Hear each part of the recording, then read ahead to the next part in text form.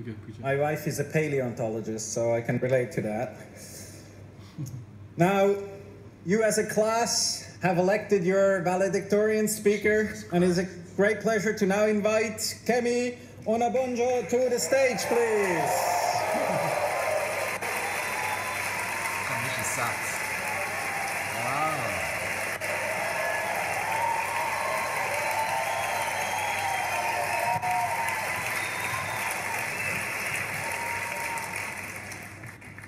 Thank you, Urs. Good afternoon, distinguished guests. Good afternoon, family members and loved ones. Good afternoon, esteemed faculty and school administrators. And hello to my beloved class of July 2016, who have entrusted me with the huge honor of representing them here today. My name is Kemi Onabanjos.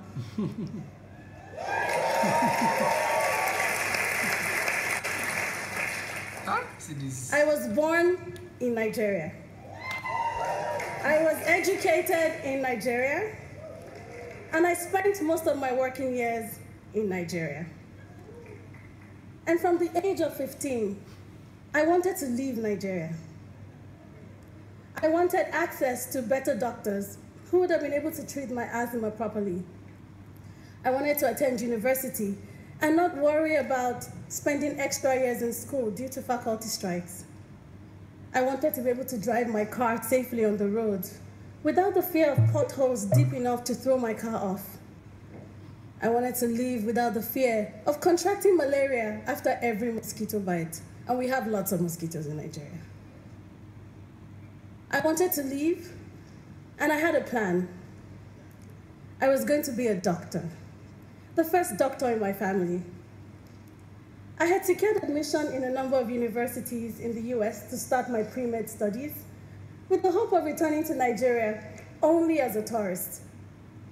I had it all planned out. I was going to be a good doctor, a kind doctor, a doctor with legible handwriting.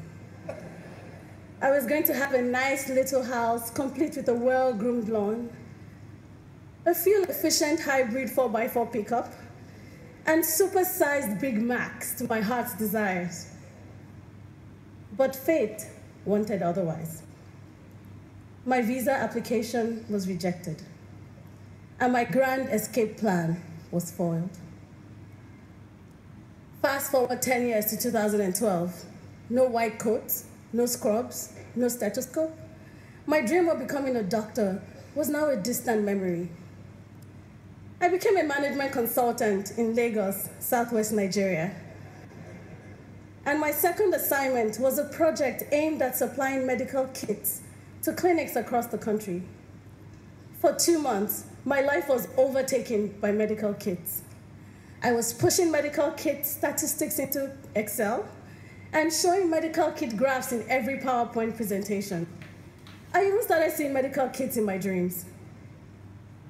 My job took me across the country, and 1 year later, I found myself working on yet another project with a community hospital in northern Nigeria. Still not a doctor, but close enough. The local administrators were telling me how they had been able to attend to more pregnant women over the preceding months because the midwives had started using medical kits. The same medical kits from the project I worked on the year before. And that's when it all made sense. You see, these kits were the catalyst behind a significant reduction in the number of unsupervised childbirths, which averted a lot of family tragedies and saved the lives of numerous babies and mothers. I wasn't a doctor saving lives, yet I was unwittingly changing the course of people's lives positively. It was then I regained my hopes. I no longer wanted to escape Nigeria. I felt empowered again. I too could make a change. Today, we stand together as far away from any village we have come from, in this chateau where a dream was born some 60 years ago. George Doriot, the founder of INSEAD, dreamt of making a change and building a Europe no longer torn apart by war, but united in trade and collaboration. And gladly, that dream has grown beyond Europe and now includes the entire world. Within INSEAD, we have no borders. Here, we respect and celebrate cultures. Pakistanis and Indians work together to organize a shared national week. Syrians and Israelis work together on financial models. And the entire community stands together against the extreme acts of terrorism we've seen in, sadly, a long list of countries in recent times. In the course of this year, we have discovered that our similarities greatly outweigh our differences. We're all driven by a deep desire to learn, a huge quest for adventure, and a passion to make a change in our lives and communities. Although we may have been on different campuses and had different experiences, there is only one INSEAD spirit. Whether it was Welcome Week in Amphi A or Amphi Merck, or sleepless nights studying for corporate finance, or prepping for interviews, whether it was in the house dinners or the poolside brunches, whether it was at Chateau Tavers or at One Altitude, we always felt that special, intense INSEAD spirit.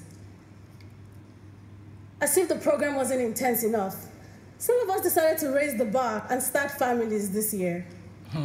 A special shout out to Daisy, Shino, and Stephanie, who not only specialize in marketing and strategy, but also in diaper changing and late night burping sessions.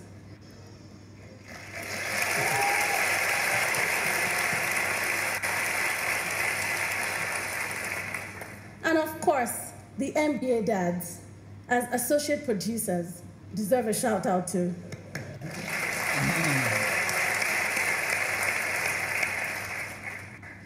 And in the spirit of diversity and unity, we have managed to convince Cupid to shoot arrows at least 40 unsuspecting INSEAD boys and girls, with some interesting passport combinations as a result.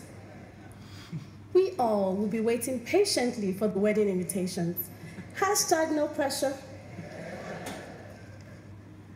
As a class, we have bonded through great times and tough times. Most importantly, we have formed deep bonds of lifelong friendships, and now we all have second homes around the world, or at least a couch to crash on. But before we start getting excited about our second homes, let's take a moment to think back to our first homes. In Africa, we say it takes a village to raise a child. So, I would like to use this opportunity to thank our respective villages, our families, loved ones, and mentors who have supported us on our journeys thus far. Please join me in giving them a big round of applause.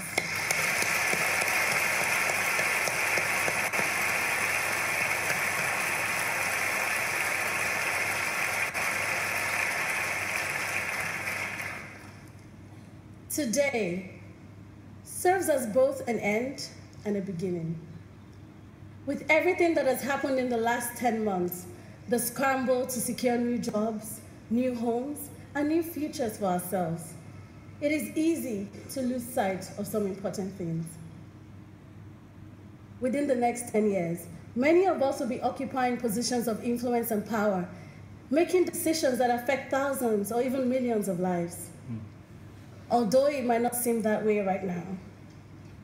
And although the jobs we have secured already, or the ones we will secure in the next few months, might seem like just another step in the entrepreneurial or corporate ladder, we must remember that we are incredibly powerful, and the impact of our actions ripples out beyond us into our communities and the world at large.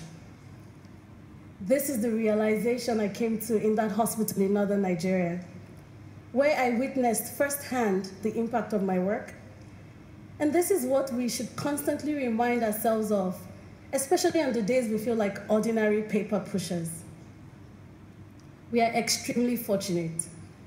And although we don't feel that way every day, we are very privileged. We have been the recipients of many gifts. An education that not only enlightens but empowers. The intelligence and resilience to achieve our wildest dreams. The resources to be able to seize the many opportunities that come our way. And the capacity to move beyond facts and spreadsheets to knowledge and understanding. We have not been given this gift to build isolated bubbles and golden cages of individual comfort. Each and every one of us here has a calling and a higher purpose. It is therefore our duty to use these gifts that we have so graciously been given to serve our families, our communities, and ultimately, humankind. It is also our duty to spread the INSEAD spirit of tolerance, empathy, and collaboration everywhere we go. It is in our service to others that we find true fulfillment and can chart our course to greatness. Last night, as I walked through campus, taking my last steps as a student, I came upon the words of Judge Dorio displayed in the Camembert Hall. He said, "Let us do more than our share for the generation coming after us." This was his charge to the school's inaugural class almost 60 years ago in this same location. And this is the charge to all of us here today as the INSEAD alumni we are about to become.